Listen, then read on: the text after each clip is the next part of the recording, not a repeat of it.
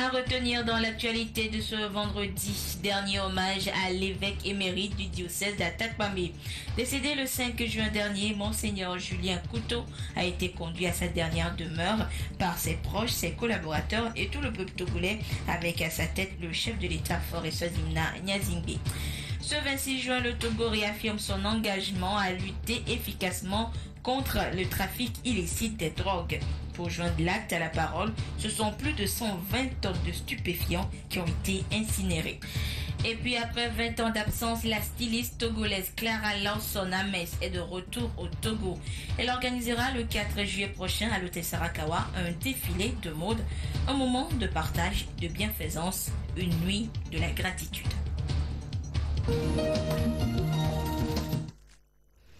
Voilà pour les titres de cette édition. Bonsoir à toutes et à tous.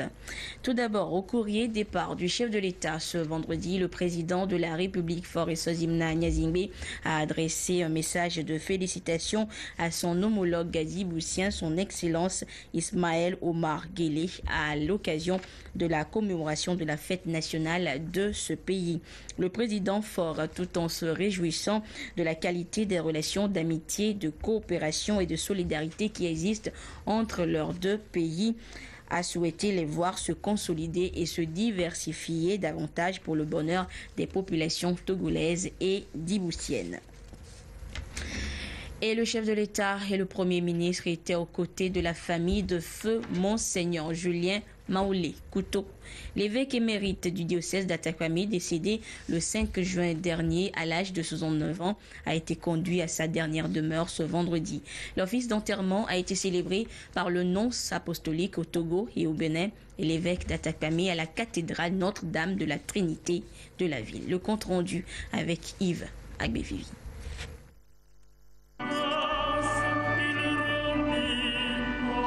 Il faisait un temps doux, la matinée de ce 26 juin 2015 à Atakpamé, ville où Monseigneur Julien Maoulé Couteau va être conduit dans sa dernière demeure. L'évêque émérite d'Atakpamé s'est endormi dans le Seigneur le 5 juin dernier.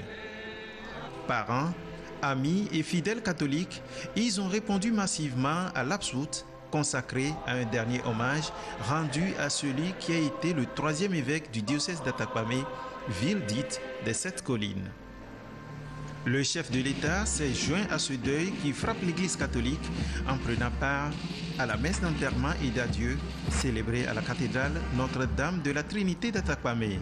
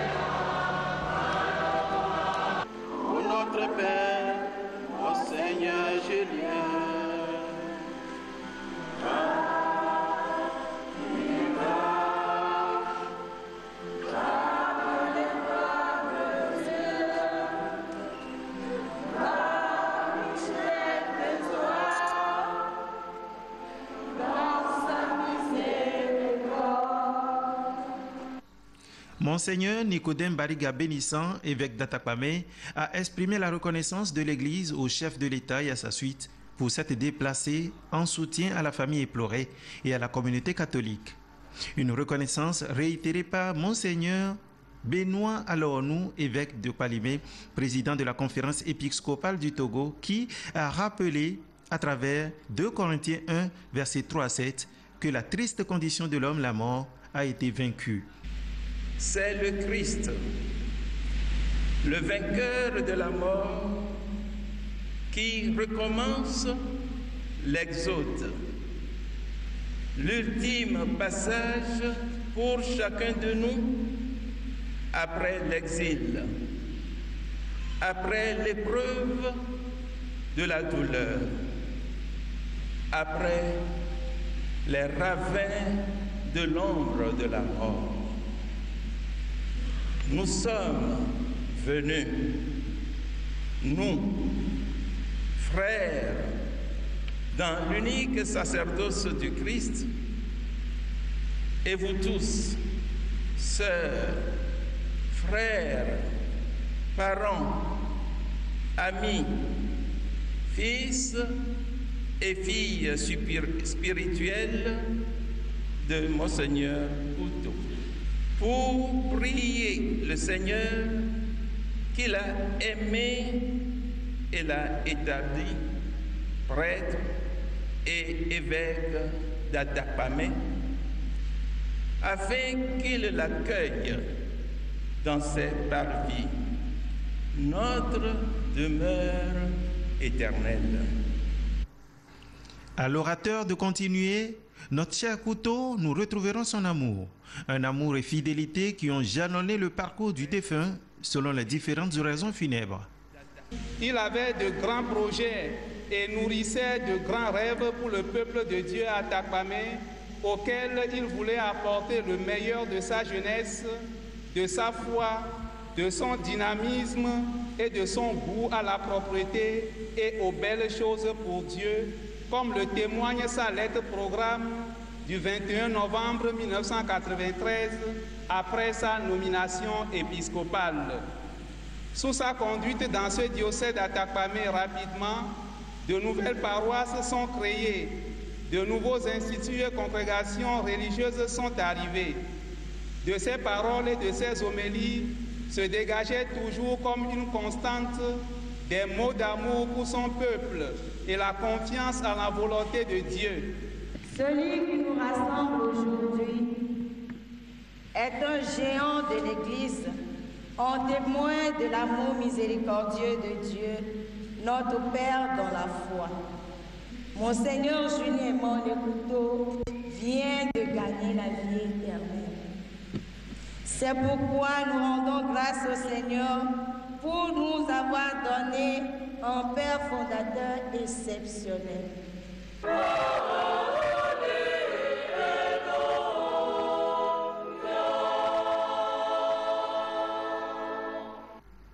Né le 19 juin 1946, Monseigneur Julien Maule Couto a été ordonné prêtre le 29 juin 1975 par le pape Paul VI à Rome, puis consacré évêque par Jean-Paul II le 6 janvier 1994 et intronisé évêque d'Atakpamé le 13 février de la même année, diocèse où il régna jusqu'à sa démission le 1er mars 2006. Il repose désormais dans la crypte de la cathédrale Notre-Dame de la Trinité. L'évêque émérite d'Atakpamé, Monseigneur Julien Maule Couto n'est plus, mais ses œuvres de 40 ans de sacerdoce resteront éternellement gravées dans la mémoire et dans l'histoire des vivants.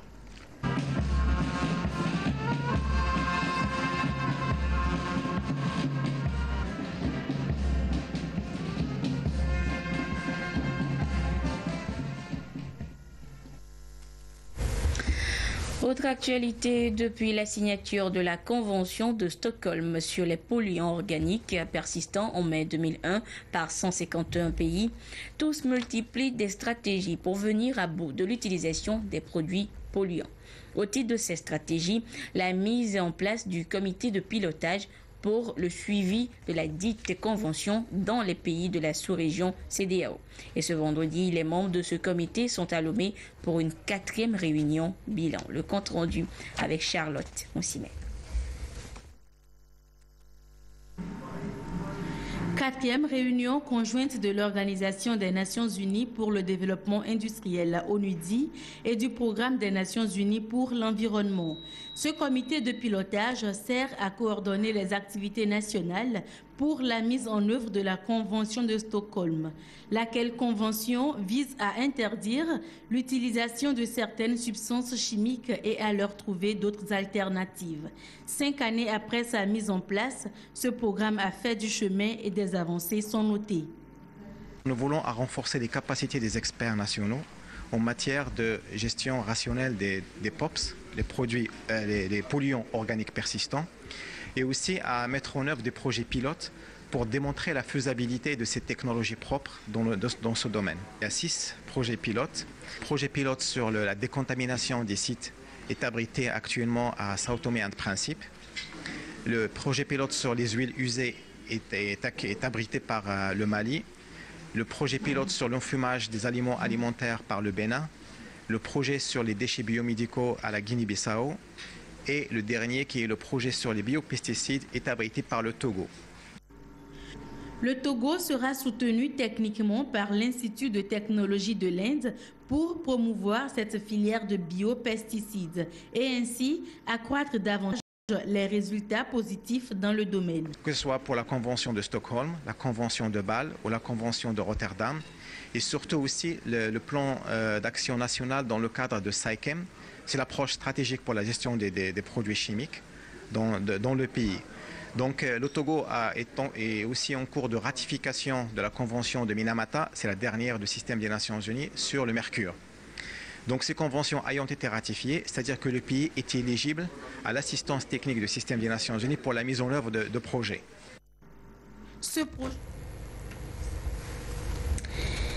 Et la communauté internationale déploie tous ses efforts pour lutter contre d'autres produits tout aussi nocifs que les polluants. Il s'agit des stupéfiants et des drogues de tout genre. Et ce 26 juin, l'occasion est une fois de plus offerte aux États de démontrer leur engagement à freiner le trafic de ces stupéfiants. Au Togo, cet engagement s'est traduit par l'insémination d'une centaine de tonnes des produits illicites. Clarisse Atticlin. Cette année encore, le Togo démontre sa volonté et sa détermination à bannir de la société le fléau de la drogue. Sous l'égide du ministère de la Sécurité et de la Protection civile, environ 120 tonnes de drogue et autres substances illicites telles que les médicaments contrefaits, les cigarettes et alcool frelaté ont été incinérés. Je saisis cette occasion d'abord pour féliciter les forces de répression qui ont compris cette politique du gouvernement qui consiste à mener cette bataille contre le trafic et l'usage des drogues. La drogue, c'est un acte déstabilisateur, nuisible pour la santé et destructeur de toute nation. On ne peut que s'en réjouir à partir du moment où les forces de répression ont compris cette politique du gouvernement en menant la lutte dure contre les trafiquants et contre les usagers de drogue. Ces drogues et substances illicites ont été saisies entre juin 2014 et juin 2015 par l'Office central de répression du trafic illicite des drogues et du blanchiment. Ensemble avec tous les acteurs impliqués dans la lutte contre la drogue, l'institution a renouvelé son engagement à continuer ce combat mené concomitamment avec le ministère de la Justice. Lorsque quelqu'un est saisi avec la drogue, il faut pouvoir saisir les tribunaux. Et puis, quand les tribunaux sont saisis, les tribunaux doivent pouvoir s'assurer qu'il s'agit bien de la drogue. Donc, c'est là où intervient la sécurité avec toutes les analyses qui s'imposent pour s'assurer qu'on ne va pas réprimer un non-crime. En tout cas, il faut s'assurer qu'il s'agit bien de la drogue. Donc, voilà, c'est à ce niveau-là que s'instaure cette collaboration entre la justice et la sécurité. Le trafic de cocaïne a connu une nette régression ces dernières années. Par contre, le cannabis continue de progresser. C'est-à-dire que les forces de répression sont appelées à renforcer leur stratégie sur le terrain. Fort heureusement, elles sont suffisamment à jour pour détecter les nouvelles formes de conditionnement. Le Togo est également sur le front de la lutte contre la production, le commerce et l'utilisation des sachets plastiques non biodégradables. Et pour une synergie d'action, les pays de l'UEMOA sont conviés depuis ce vendredi à un forum régional sur la question. Gérard Lagoudou, Isidore Koubati. La problématique de la gestion efficace des sachets plastiques. La lutte prend aujourd'hui une dimension sous-régionale. Les pays de l'UEMOA veulent unifier leurs tests pour une lutte efficace. À ce forum sur la réglementation et la gestion des sachets et emballages plastiques, les voix se sont succédées à cette tribune pour d'abord relever les effets néfastes que produisent les sachets non biodégradables et surtout réaffirmer l'intérêt pour les États de l'Union de freiner la production et la commercialisation. On s'est dit qu'il était temps que les pays de l'UEMOA réunis réfléchissent ensemble sur la gestion collective des sachets emballages plastiques au sein de l'UEMOA et pour qu'ensemble on trouve une solution pour venir à bout de ce fléau. Vous n'êtes pas sans savoir que les pays ont pris individuellement les décrets interdisant sur la gestion des sachets emballages plastiques, mais on s'est dit qu'il fallait qu'on réfléchisse ensemble, nous les 8 États de l'UEMOA, d'abord peut-être après la CEDEAO, pour gérer ensemble ce sujet. Le Togo, depuis 2011, a lancé une guerre ouverte contre la production, l'importation et la vente des sachets plastiques. Une volonté renouvelée une fois de plus devant tous les acteurs impliqués dans la lutte. L'évolution des modes de production et de consommation et le progrès dans le monde ont engendré des habitudes et des modes de vie dont les externalités ne sont pas toujours prises en compte par les pays en développement en général et dans les pays de l'espace UEMOA en particulier, comme c'est le cas pour les emballages, sacs et sachets plastiques. La prolifération des sachets plastiques et les difficultés de leur collecte et gestion après usage posent de réels problèmes d'insalubrité, de dégradation du cadre de vie, d'enlaidissement du paysage et de santé humaine et animale. Les réponses promptes à nos appels chaque fois que nous exprimons nos besoins nous réconforte et nous encourage à plus d'efforts dans l'accomplissement de nos tâches quotidiennes. Ce rendez-vous sous-régional sur la réglementation et la gestion des sachets et emballages plastiques est un signe fort, une mobilisation supplémentaire qui garantit une victoire certaine sur nos pratiques qui détruisent notre écosystème.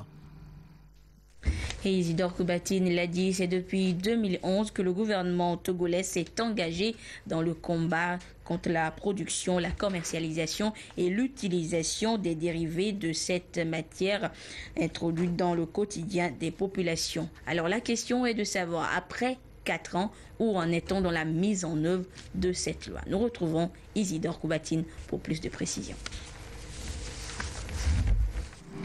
On estime à près de 1000 milliards le nombre de sachets plastiques utilisés à travers le monde. Et pour se décomposer, il faut compter qu'à 100 ans. La situation inquiète et le Togo a très vite pris la mesure de la chose avec un décret qui interdit la fabrication, l'importation et la commercialisation des sachets et emballages plastiques non biodégradables. Des séances de sensibilisation de masse sont périodiquement menées sur le terrain. Des industries qui sur place fabriquent ces sachets ont été scellés des mesures pour répondre aux nouvelles exigences environnementales. Nous sommes dans un pays où il y a des lois. Et quand on met des lois à disposition de toute personne, tous les acteurs sont obligés de respecter cette loi-là. Donc je vois que au niveau de l'importation, je crois qu'il faut sévir au niveau de l'importation et en plus au niveau de la production à l'interne. C'est vrai qu'il y a des industriels qui font des efforts, qui sont en train de se convertir vers les biodégradables. Mais c'est toujours insuffisant. Ces industriels, surtout les réticents, doivent comprendre que nous sommes dans un pays de réglementation. Il faut que chaque acteur joue ce rôle. Si on considère ce qui est fait sur le terrain, tout porte à croire que le Togo est résolument engagé à bannir l'utilisation de ces sachets sur son territoire. Un engagement qui doit être soutenu par tous les acteurs. La société civile a en grande partie joué son rôle. La société civile est sur le terrain depuis 5 ans, voire 6 ans. Quelle est la part maintenant des consommateurs aussi? La part des grossistes, des revendeurs et revendeuses. Je crois qu'il appartient à nous consommateurs de savoir que ces sachets-là nuisent énormément à notre santé, à la santé végétale et à la santé animale. Ces fameux sachets détruisent le cheptel à 30%, et coûte plus de 400 milliards de francs à certains de nos pays. Je crois que le danger est maintenant sur nos têtes. Il va falloir courir rapidement et sévir pour que nous boutions hors de nos territoires, surtout du Togo, ce phénomène de sachets plastiques non biodégradables. Et bien d'autres stratégies de lutte contre ces sachets et emballages plastiques non biodégradables sont encore envisagées. Il y a des emballages en fibres. Hein? Il y a des paniers qu'on peut faire avec des fibres végétaux. Il y a des emballages qu'on peut faire avec du tissu. Nous sommes par exemple un pays producteur de coton. Mais qu'est-ce qu'on peut faire avec les résidus de coton? On peut faire avec du coton bio, on peut faire des emballages. Il y a le carton. Imaginez-vous la quantité de papiers que nous détruisons dans nos administrations publiques et privées. Imaginez-vous la quantité de ces papiers-là. Si ces papiers sont récupérés, bien macérés, mâchés, mais on peut en faire des emballages. Hein? Donc, beaucoup de choses peuvent être faites. Et puis, il faut innover, il faut inventer. Mais pourquoi les Européens ont interdit ça chez eux? Pourquoi? Parce qu'ils se sont rendus compte qu'on doit faire autre chose. Donc, si on veut trouver une solution, si on pense que les emballages sont indispensables, on trouvera l'emballage adapté. Un pari à gagner à tout prix pour la postérité qui aura besoin de vivre dans un environnement sain, loin des effets néfastes de l'écosystème. Autre actualité, durant 10 jours, le port autonome de Lomé a réuni les acteurs portuaires impliqués dans la sécurité pour une formation axée sur l'amélioration de la sûreté, la sécurité et l'efficacité portuaire en Afrique. Une sécurité pour laquelle le gouvernement ne cesse de déployer divers moyens efficaces pour assurer une meilleure protection sur les côtes togolaises. Le compte rendu avec Antoinette Romao-Vovor. Le Togo s'est doté de divers instruments pour améliorer la sûreté et la sécurité du port autonome de Lomé. Aussi, le renforcement des capacités des acteurs portuaires est-il nécessaire pour assurer l'effectivité de ces mesures? Chaque acteur dans la chaîne doit connaître le rôle qui est le sien pour éviter des failles. Nous avons eu la chance de bénéficier d'un formateur de très haut niveau qui est expérimenté, qui connaît les ports de la sous-région et qui nous a fait découvrir notamment le code ISPS. Nous avons également suivi une formation sur la Convention 150 de l'organisme international pour le travail. Les participants ont partagé leurs expériences et ils ont acquis aussi des notions de l'expert sur le plan national et sur le plan international. La mise en place d'un haut conseil pour la mer et de la préfecture maritime vient renforcer les efforts consentis pour assurer la sécurité et la sûreté maritime. La sécurité sur nos côtes et dans nos ports sont des éléments de premier plan, d'autant plus que pour la plupart de nos pays ayant un accès à la mer, les ports constituent le poumon de l'économie de ces pays. Les ports sont, comme le dit un de nos slogans, l'autre bras de mer des pays sans littoral, qui eux n'ont pas choisi donc d'être créés sans ouverture sur la mer. Donc solidarité africaine oblige, nous sommes tenus de pouvoir faire véhiculer et acheminer leurs marchandises vers les clients de ces pays-là. L'enjeu, il faut que nous ayons de la sécurité pour que ce que nous sommes en train de rechercher puisse arriver, c'est-à-dire satisfaire aux besoins de nos clients, de nos concitoyens et des pays frères et amis en toute sécurité.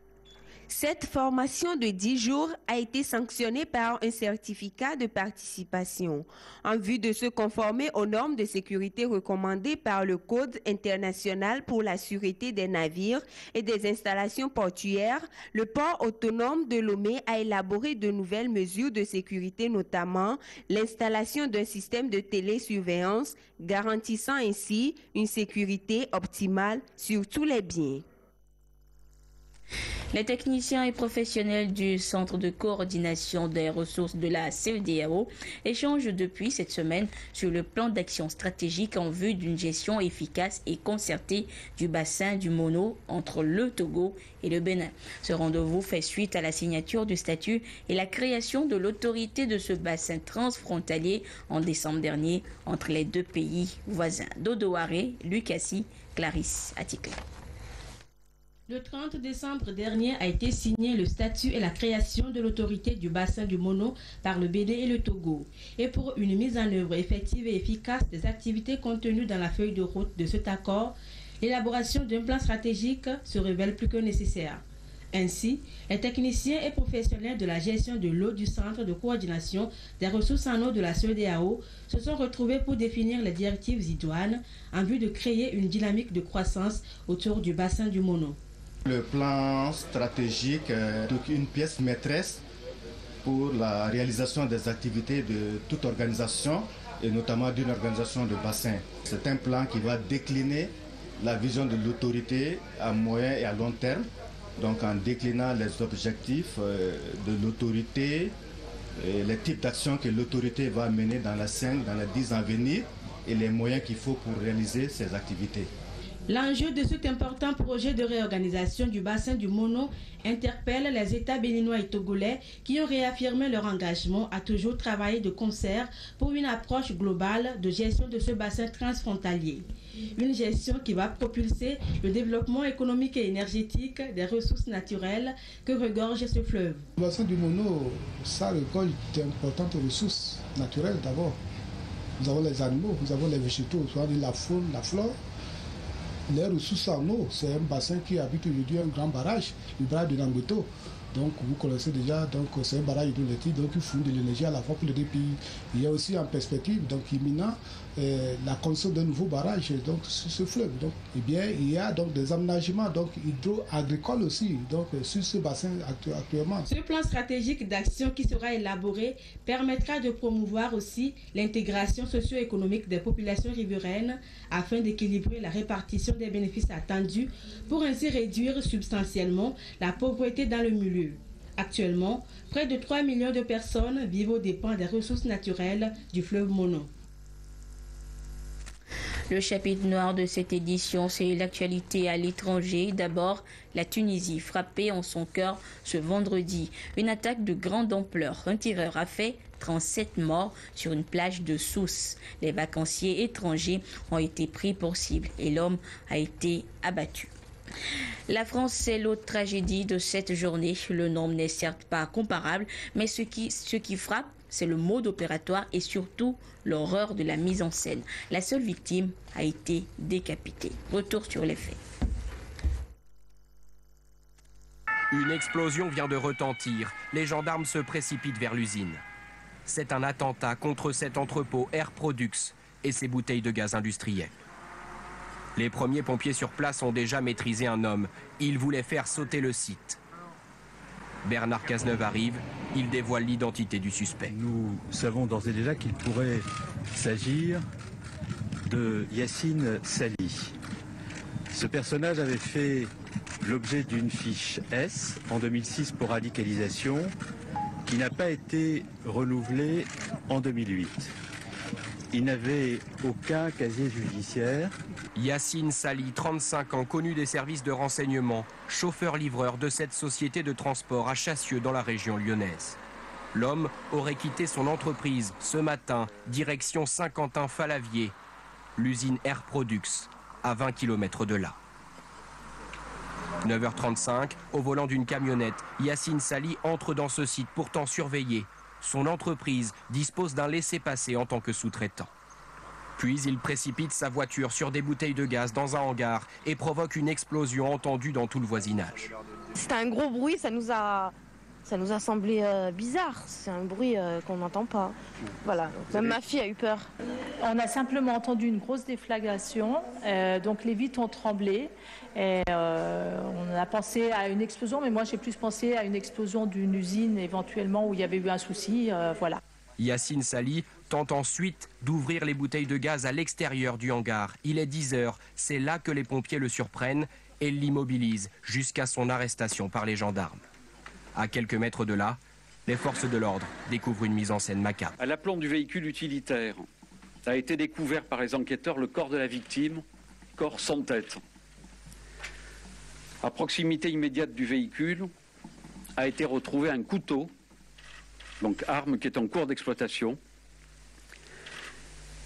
Enfin, dans l'angle non couvert par les caméras, a été découvert la tête de la victime accrochée au grillage de l'usine, encadrée par 2 drapeaux qui comportent des mentions qui signifient la shahada, donc la profession de foi.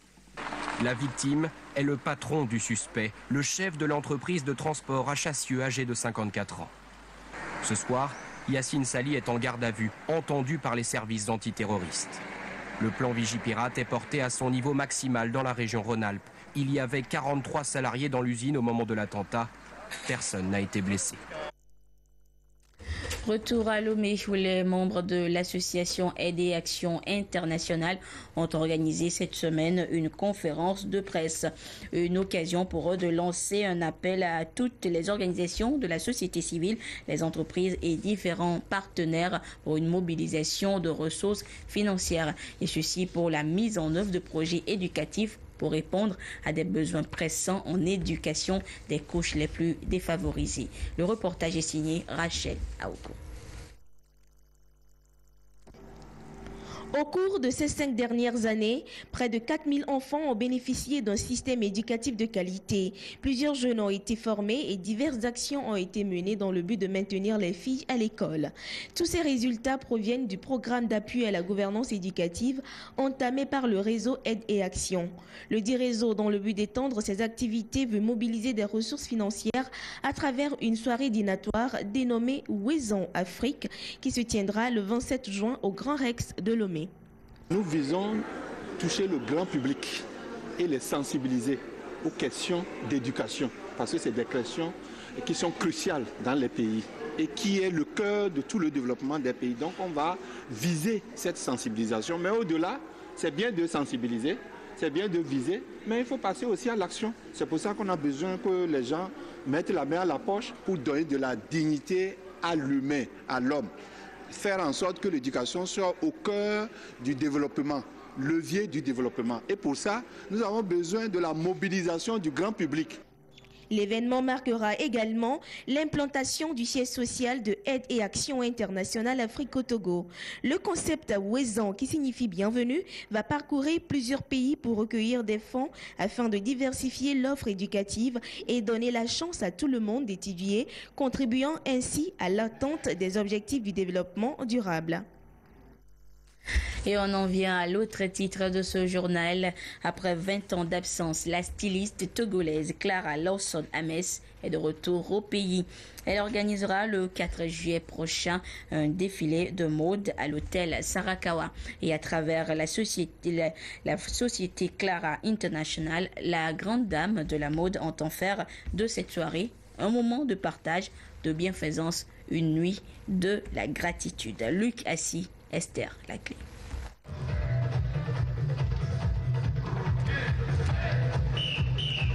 Bientôt à Lomé, une soirée glamour de défilé de mode couplée de prestations musicales avec les meilleurs artistes du moment. Le tout à travers un concept intitulé « Nu de la gratitude ».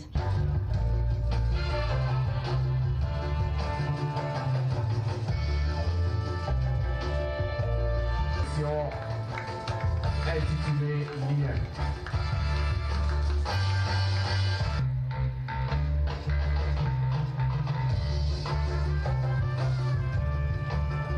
Une initiative portée par l'une des étoiles internationales de la mode togolaise, Clara Ames Lawson.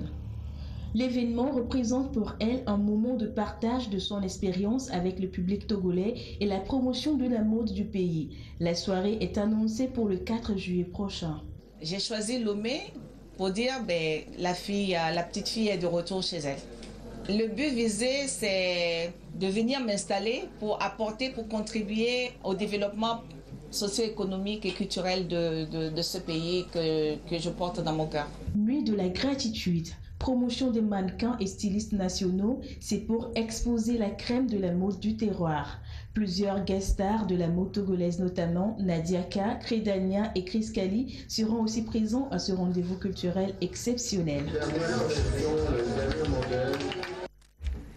Et c'est sur ces belles images que se referme cette édition. Merci à vous qui l'avez suivi ou que vous soyez grâce à la télévision togolaise. Au revoir.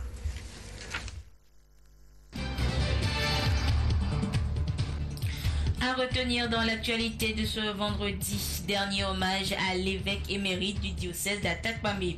Décédé le 5 juin dernier, Monseigneur Julien Couteau a été conduit à sa dernière demeure par ses proches, ses collaborateurs et tout le peuple togolais, avec à sa tête le chef de l'État Faure Swazimna Nyazingbe. Ce 26 juin, le Togo réaffirme son engagement à lutter efficacement contre le trafic illicite des drogues. Pour joindre l'acte à la parole, ce sont plus de 120 tonnes de stupéfiants qui ont été incinérés. Et puis après 20 ans d'absence, la styliste togolaise Clara Lansona Metz est de retour au Togo. Elle organisera le 4 juillet prochain à l'hôtel Sarakawa un défilé de mode, un moment de partage, de bienfaisance, une nuit de la gratitude.